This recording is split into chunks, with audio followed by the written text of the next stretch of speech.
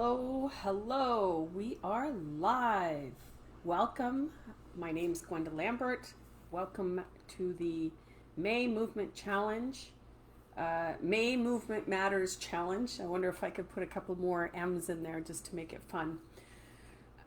Today was a gorgeous day here in Toronto. We're finally seeing some really nice weather. I hope everybody else, wherever you are in the world, are also enjoying the day and enjoyed the day. So today, um, what we're gonna do is talk about this is a 4 week challenge. We started with the introduction was figuring out our why. Hello, Miss Teresa. And figuring out our why. Why do we want to? Uh, why do we want to be? Why do we want to move? Why do we want to keep movement going? Um,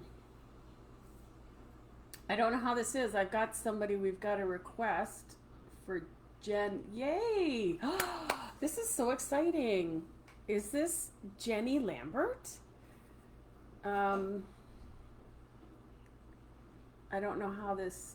Yeah, let's go live. So this is exciting. I don't know how to do this. So let's just. Okay. Never mind then. Okay, so getting back to it in the beginning. So we started with our why, right? We started with our why. Why does this matter to us? Why are we doing this? And it has to be a reason that is going to maintain you. Like I just actually met somebody out for a walk today and she finished her 10K. She did the Sporting Life 10K. And you know the thing is that that's great. That's a wonderful accomplishment. Less than 5% of the world run like that. Like it's amazing when you put, there's 7 billion people in the world. Not everybody runs, right? But when you run, you think that that's all there is. And anything that we do, we're always like, we're never satisfied with how well we're doing. So that's why we have to take our focus. Like, it is important to have goals and all that kind of stuff. But if you're competing with anybody outside of you, or if you're going for a goal that has anything to do with anybody else, or, looking good for the Joneses, keeping up with the Joneses, nothing against Joneses, then you're never going to make it a part of your life. It's never going to be, it's not really going to be enjoyable. And this is the thing is that, it's kind of, the motivation, the inspiration behind it. Motivation is just, yeah, that's great. Inspiration is the stuff that makes you want to get out of bed every morning and do it, right? So you have to keep your focus on, how you want to use your body. Okay, so this is important. And so last week we also started talking about setting a kind of path. So I hope that has everybody moved or gone some sort of walk or done some sort of movement every single day. If you can just drop a note and let me know. Has this challenge allowed you to put yourself first when it comes to actually doing taking action and going out for that walk, or maybe dancing around your living room, that kind of stuff. So that's really what this is all about. Last on Sunday, because what this is even though this is 4 weeks coming on Wednesdays at 7, the Sunday at 7, as well as my Just Talking show, and through this we're talking about other aspects of the same theme in the week. So on Sunday, if you saw that show or that live, I had my friend Hina, and we were talking about yoga, and really it was about stretching. And again, it's sort of how, we in this Western world or Western philosophy think that we have to be going hardcore, that, everything's got to be like CrossFit and all this kind of stuff. And this is not taking away from people like that, because I was that person that, if I didn't work out every day, I remember when we were all in Macau and we were getting ready to race, and we're not allowed to work out other than like a 5K run. So this is a bunch of women, people, all of the athletes, right? you don't work out because it's like a rubber band. You're like stretch, stretch, stretch, and then you let loose when you start racing. And this is all the dynamics of how your body works, right? So the thing that helps anything that we do.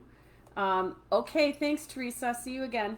Uh, one of the things that we need to do is we need to get it so that our mindset, and we're going to get into mindset next week, but um, we have to be able to get it so that our body craves movement. And I'm not talking about it is sort of an addiction, right? That your body goes, oh yeah, I missed that. I missed that movement. Hopefully, over the last couple of weeks, what you've felt is yes, there's been a little bit of pain. Like again, my shin. I was talking about my shin because I can only talk about like my experience.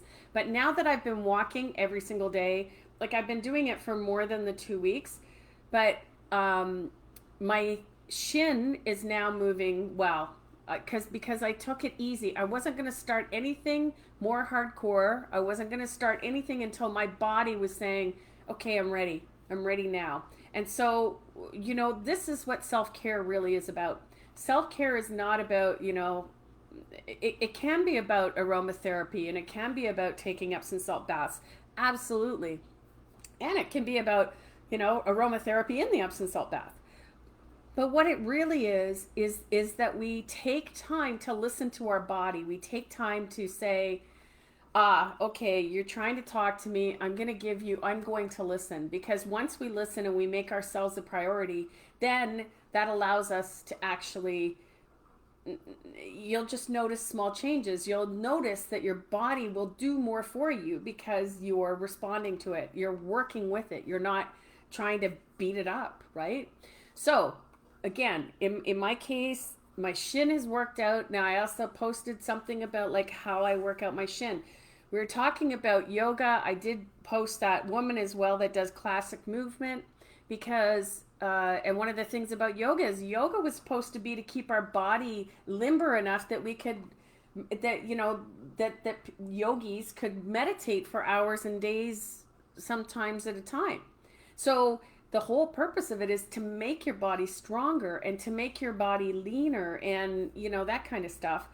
And yet the funny part is we turn it into power yoga, and it's like having somebody with the Bikram yoga, and it's like, oh, it sweats. It's like your body is built to detoxify, right? So I'm not going to talk about what's going into our body. I'm not going to be talking about food.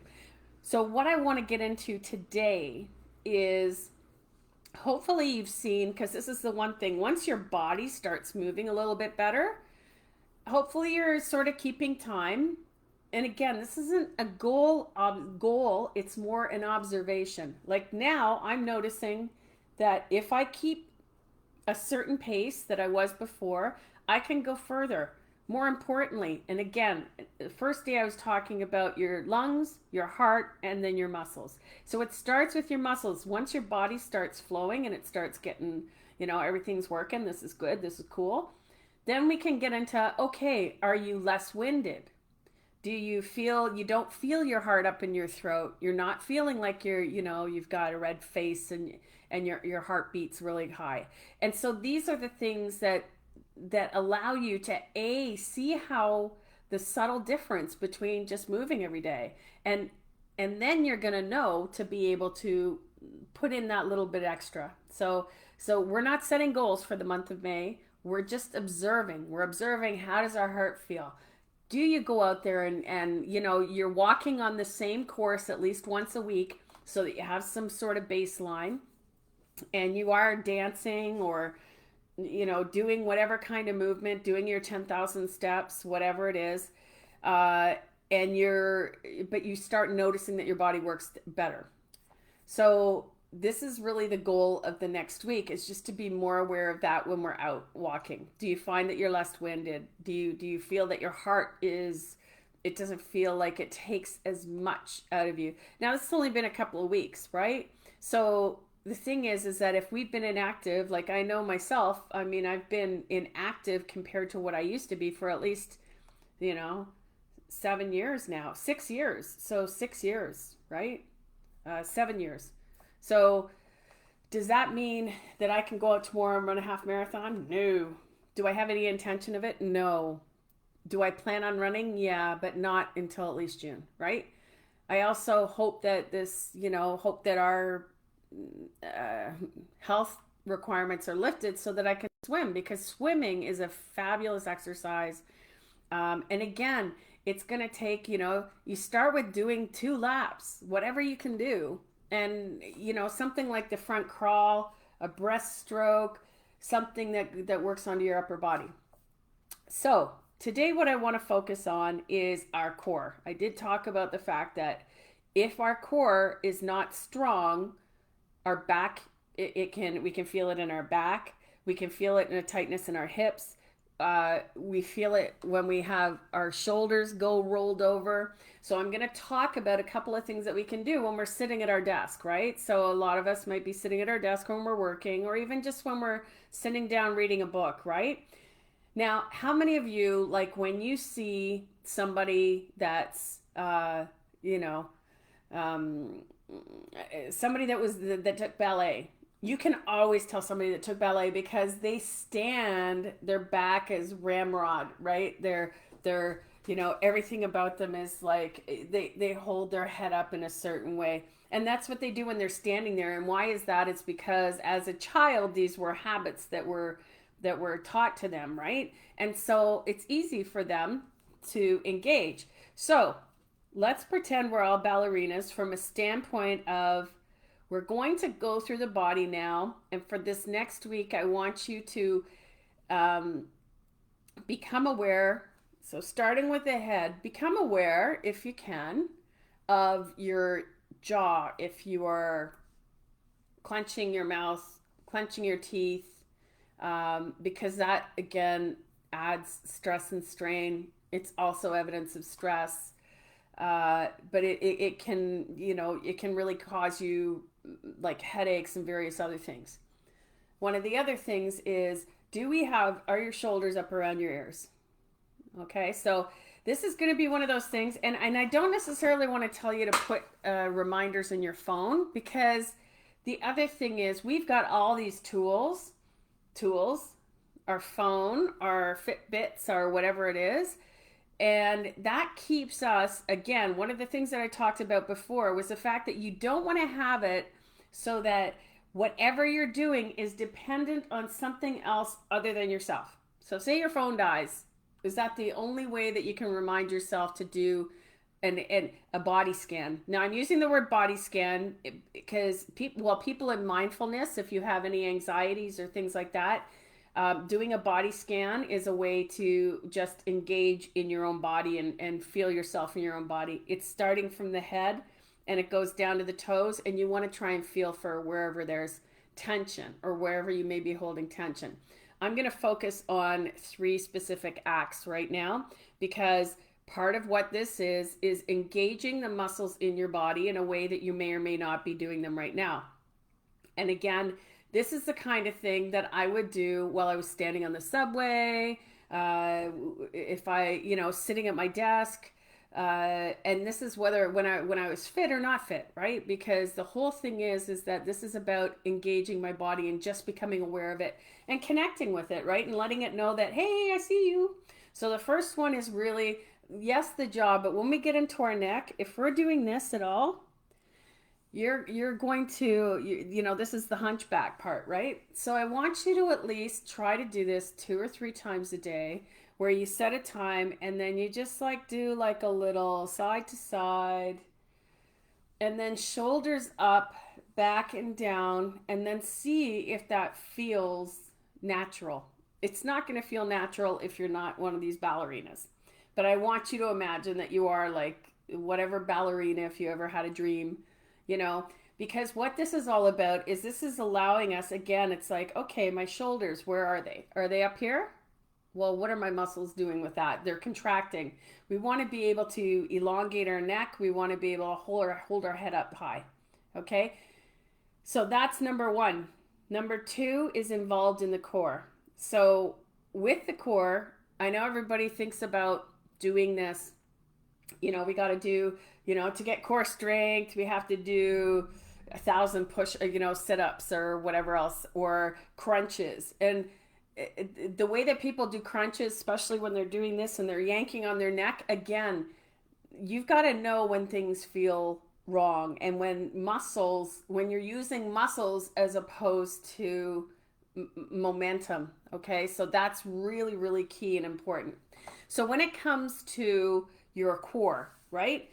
Um, there's one thing that you can do.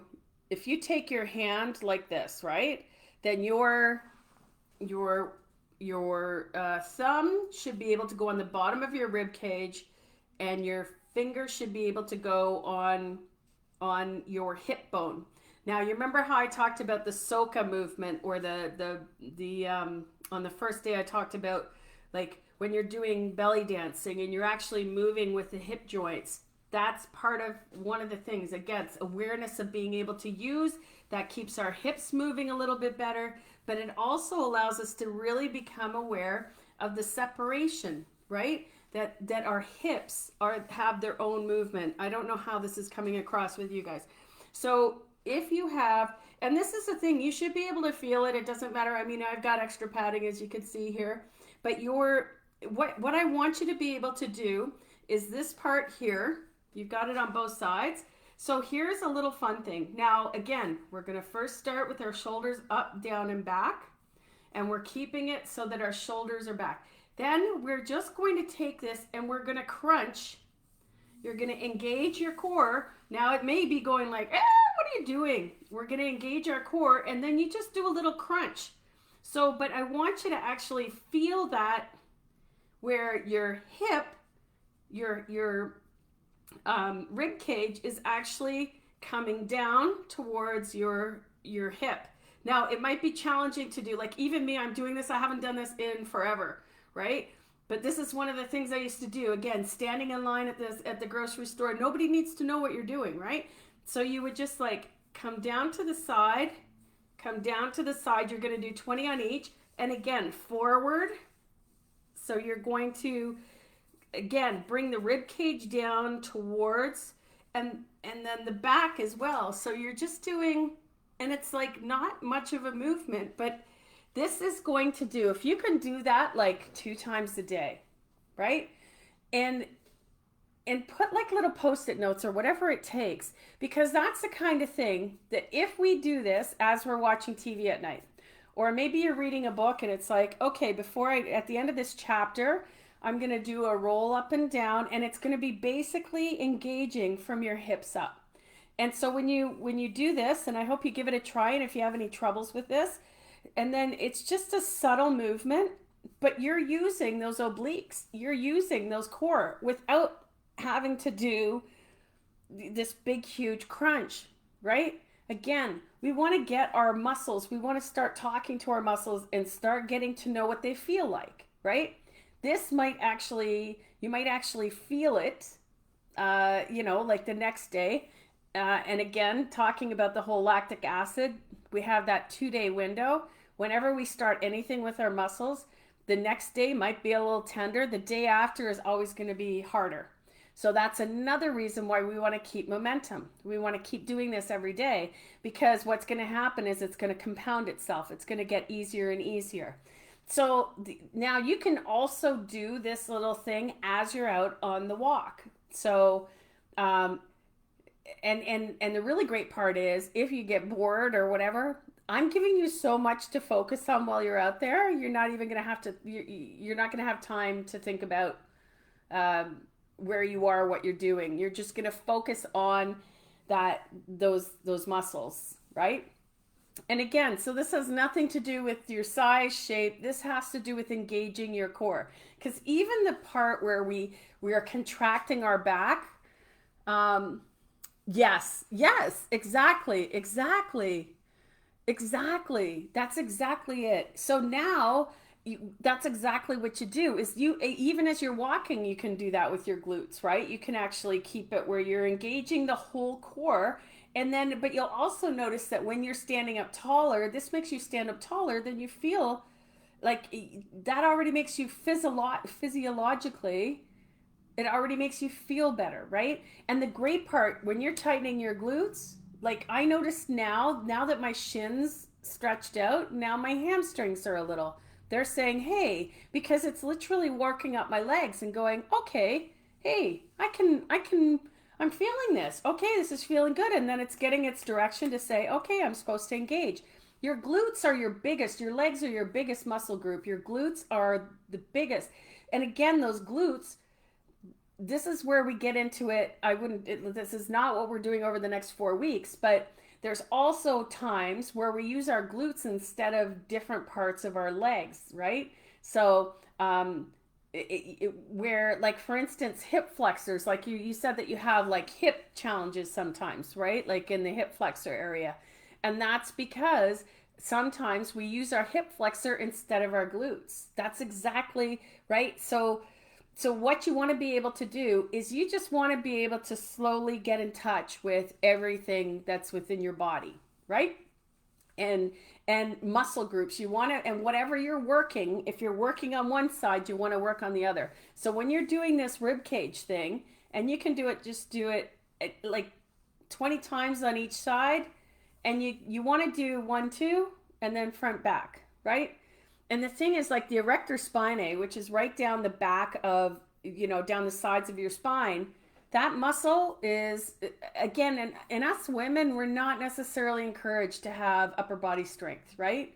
So that's that's going to be, I'm going to talk about that in just a second, but this is so vital to be able to get it so that you can go through your whole body and go, okay, how you feeling? Like I just went to the chiro today for the first time in 2 months. Poor guy. That's quite a story with those guys, because his, as life would have it, he's a chiropractor, so he's been wiping down his practice and all that stuff. And it came in through the front door. His son was coming back from university, got in the car, most likely maskless, with the brother in law. And then grandma wants them to come in and have a coffee on the way home, probably maskless because it's our family. And then the next thing you know, 8 people are sick, and my chiropractor and his wife are two of the sickest, and they're two of the healthiest. So grandma didn't even get sick, but these two 50-year-old healthy people. Anyways, I digress there. So I went to see him today, and my whole back is sort of, I've got a rib from when I was paddling, and this rib pops out. And so when it pops out and it pops back in again, the muscles around that rib get tender. So this is why it's like today, it's like, okay, I need to go for a walk. I need to see how my back's feeling, right? So this is important if you're doing anything on two sides, especially this erector spinae down the spine, like just to do. And this is a glute thing. You know what? You can even do that in two sets where you can like engage your glute. So I don't know if you can see this on Instagram, but if you can engage your glute, you're going to bring your hip bones forward. I don't know if you can see this. I don't think you can. So yeah, no, you can't really see it. So you're going to bring your tailbone down, and then that can engage your glutes and your core at the same time. So you can do that, and then just do like a little pelvic tilt while you're standing there, right? And nobody needs to really know what's going on. And that's a really great thing to give you flexibility. That's also going to potentially support your hip flexors, right? So that's the two things when it comes to like a stretching awareness. Those are the big two things. Now, I'm going to also put in one exercise. Now, is there any questions? Let me know if there's anything that is not clear or anything that I'm too rambly on or whatever. But the so this is basically because I want you to be able to start working on your core. And I want that core awareness to become, again, the goal is not to have six-pack abs. The goal is to be in touch with your abdominal muscles and all the muscles there. So that's your obliques, that's your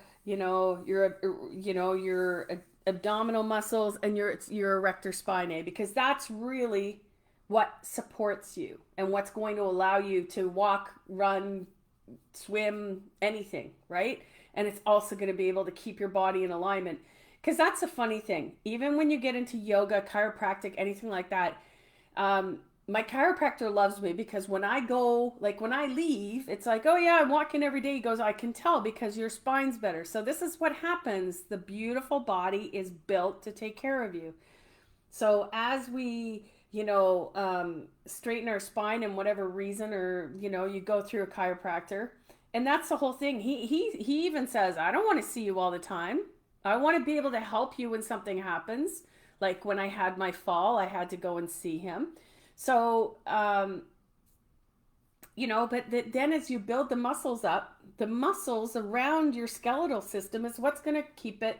It's going to keep it in check, and it's going to allow the rest of the support to happen.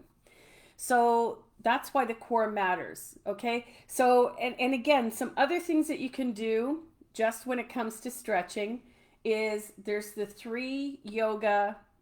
um, three yoga bends that will help you keep flexibility. So one is you turn to the back. So it's turning the spine, and you do this both sides, right? So the other one is a forward bend. So you bend forward, either standing up, sitting down. You can lie on your back and pull your legs towards you, whatever you find easier, right?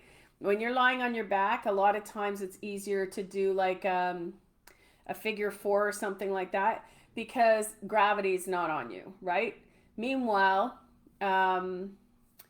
doing a forward bend, a side bend, and a back bend. So even with the back bend, everything that we just talked about with that little core stuff, that's also doing subtly, that's doing little mini side bends.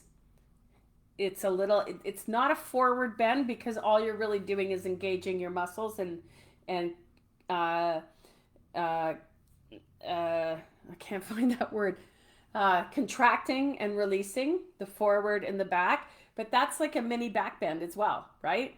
So remember, side, and then a forward bend. So that's it. So over, side, and then a forward bend. And that's going to allow your spine to be a little bit more flexible. So that's that. So here's my last thing now. And that is that we, especially as women, our upper body strength is not really encouraged at any point in our life, right? So, but the thing is, and one of the reasons calisthenics works when it comes to like army is like push-ups, sit-ups, jumping jacks, all these things. Jumping rope is one of the most, is a cardiovascular superhouse, right? Because it allows us to get our cardio up, but it's also hardcore. I wouldn't be doing that right now, right? Because it's high impact. If you have any knee or hip problems, that's not good. We talked about why you're not going to be doing any kind of sit-ups at this point, because if your core is not engaged, if your core has no strength, you're going to be wrenching on your neck. And again, that's not the purpose, right? We're not doing this because we're getting six-pack abs. We're not doing this because we're going to be doing, 1,000 jumping jacks. That's not what we're doing here. We're getting in touch with our body. So what I want you to be able to do is when it comes to push-ups, this matters because we're in the osteoporosis part of the world, right? So we're now, especially as women, 45 and over, once you're postmenopausal, you're looking at bone density becomes the number one hit. So the one thing that a lot of people talk about whenever they're doing the push-up thing is that they have you going from your knees or doing a full-on push-up. And neither of these are necessarily something that you can do. And again, if you try and do something and it's beyond whatever you're doing right now, or it's too hard to do, or you don't have the muscle strength, you're not going to do anything. So I actually took a video of this guy a few weeks ago because what he was doing was while his kid was playing on the jungle gym thing, the climber thing, he was doing push-ups on the side of it, right? So a push-up doesn't have to be on the ground because again, the other thing that I want you to be able to do is start getting to know what we need to do to move our bodies in different ways on their own. Exactly. Wall push-ups. Exactly. So you want to be able to do that. Now, when you're doing the wall push-ups, right, is you want to do two kinds. You want to have ones that are here and ones that are wider, right?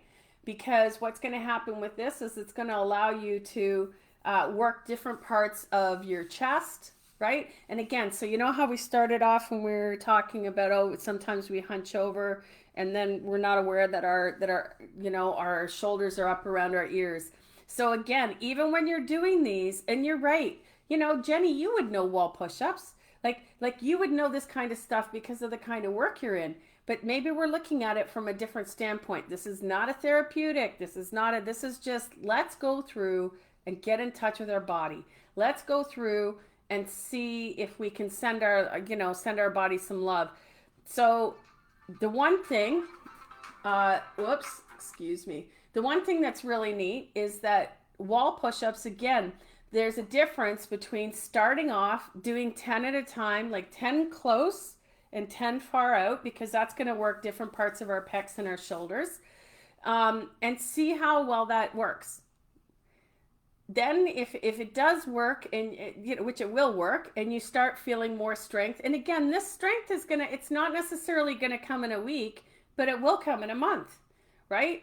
Especially like I know that I'm going to be doing this, starting this as of now, because I'm doing this little movement matters right now. You're inspiring me to keep it up. So I'm going to be starting with this tomorrow because now my legs are okay because I've been working with them and I've been focusing on them.